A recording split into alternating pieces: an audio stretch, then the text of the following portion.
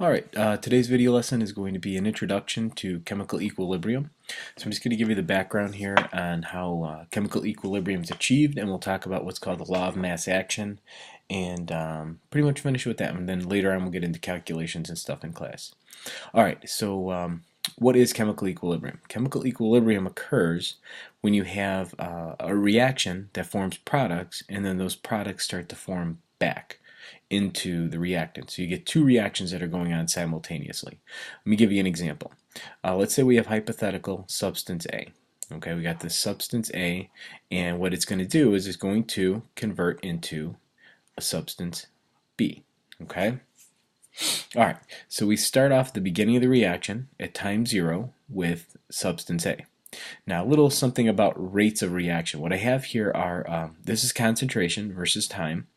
This is going to be what's called the rate versus time. Now, we're going to talk more about rate in a later chapter, but for right now, what rate means is speed, how fast the reaction is going.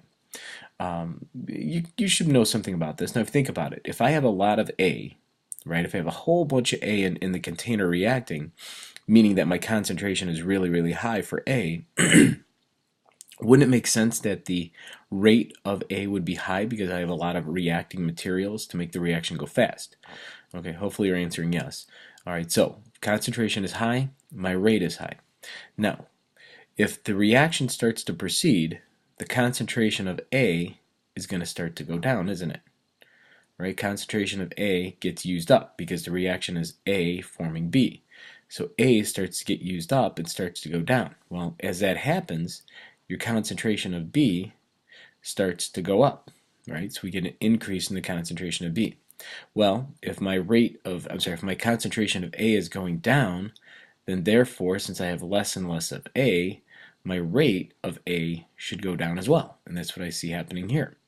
And as B starts to build up, what's going to happen is that B, we get more of it, is going to start to convert back into A.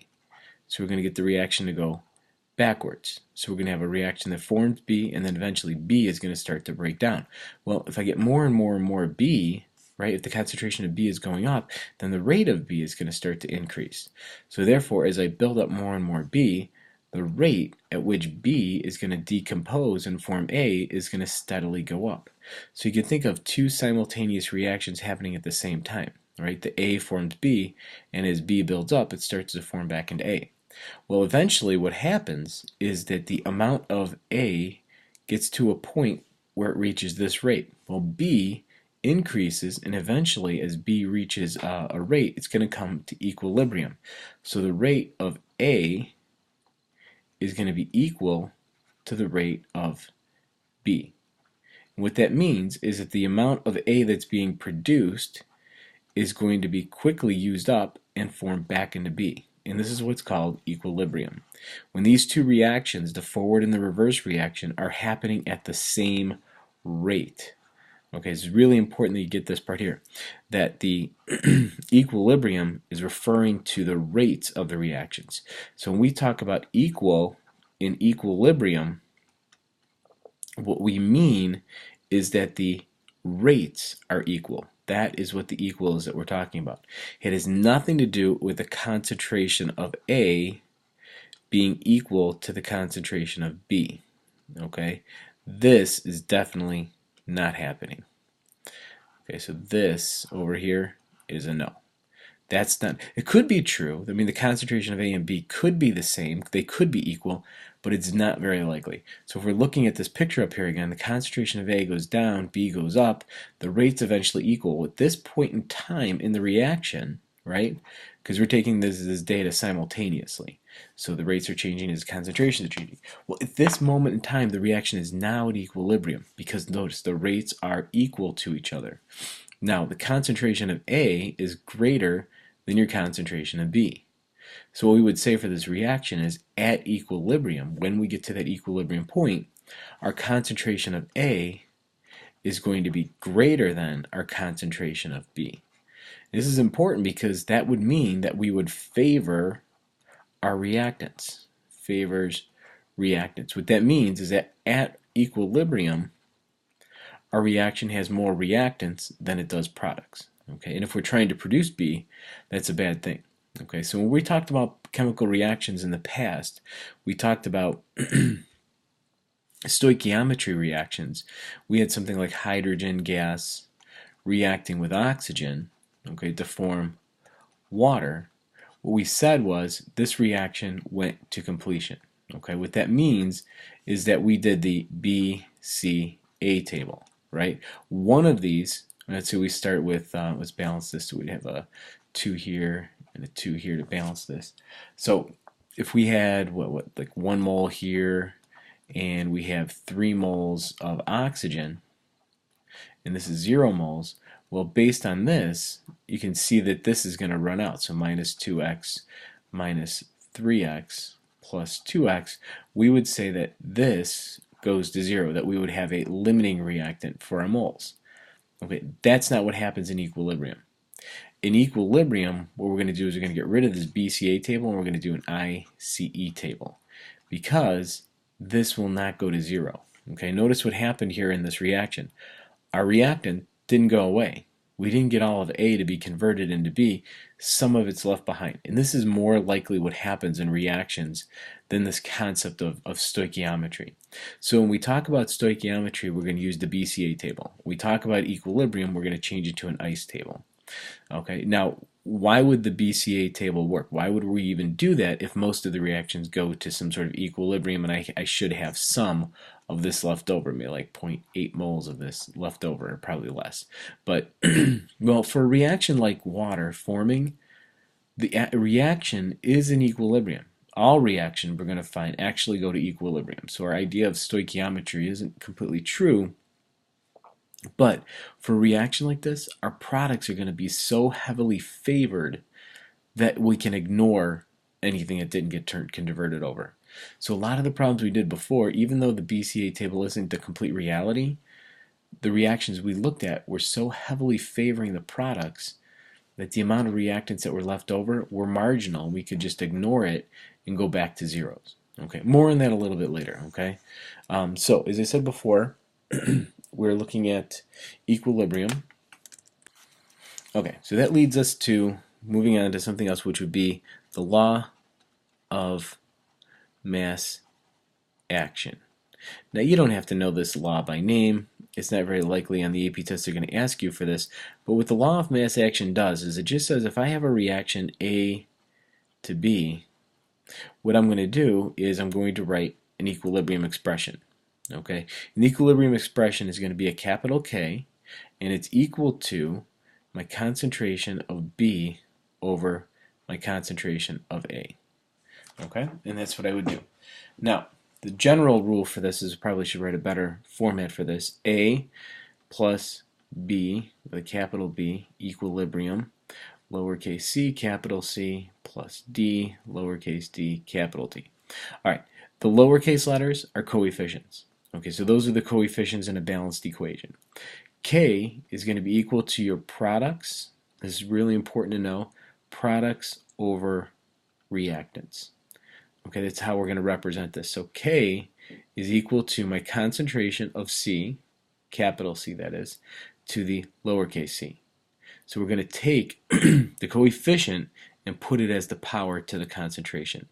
And this was discovered by scientists over a number of experiments where they were looking at the rates. And again, I can show you the derivation of this equation a little bit more, a little later when we get into kinetics a little more with the rates of reaction. So for now, just kind of take this on faith that this is what's happening. So I take my concentration of A and my concentration of B to the B power. Okay? All right. So that is known as the law of mass action. We can write this for any of the equilibrium expressions that we're going to have. So let's say we look at a very popular reaction, which is known as the Haber process. And we've got the reaction here. This is a very typical equilibrium expression or equilibrium equation that we look at in chemistry. Okay, so 3 and a 2 for my balanced equation. So if I'm going to write the law, the law of mass action or the equilibrium expression, what I would do is I'd write the concentration of ammonia to the second power, my concentration of nitrogen to the first power, my concentration of hydrogen to the third power. Okay? This is known as your equilibrium expression. Well, I should say this is your equilibrium constant. Okay? Oops, probably help if I could spell constant. Okay, so that's the equilibrium constant, and that's going to have, we're using a K for that. This whole thing is known as the expression. So this is known as your expression. So if we talk about an equilibrium expression, we are talking about the whole thing. Your concentrations in here, each of these concentrations is known as the position. Okay. All equilibrium constants are just that. They're constant. They're not going to change in a chemical reaction. Should be constant, and these can change based on the particular reaction. So let's look at another reaction. Let's look at the decomposition of dinitrogen tetraoxide. So it would be N2O4 gas is going to break down into 2 NO2 molecules. So this would be the reaction, and you could write the expression, and it would be concentration of NO2 squared over concentration of N2O4 to the first power. Now what they've done here is there are 4 different experiments, okay, and they start each experiment with a different concentration of the materials. So they start off with N2O4, nothing, and they just put in the container nitrogen dioxide. Okay. Then what they do is they let the reaction occur. Well, the reaction is going to shift and produce more of the dinitrogen tetraoxide. Well, they let the reaction go and go and go, and then it seems like the reaction stops. Well, when they stop the reaction, this is the concentrations that they have there. Okay. Now, if you take those concentrations and you plug in, you're going to get an equilibrium constant of 0.211.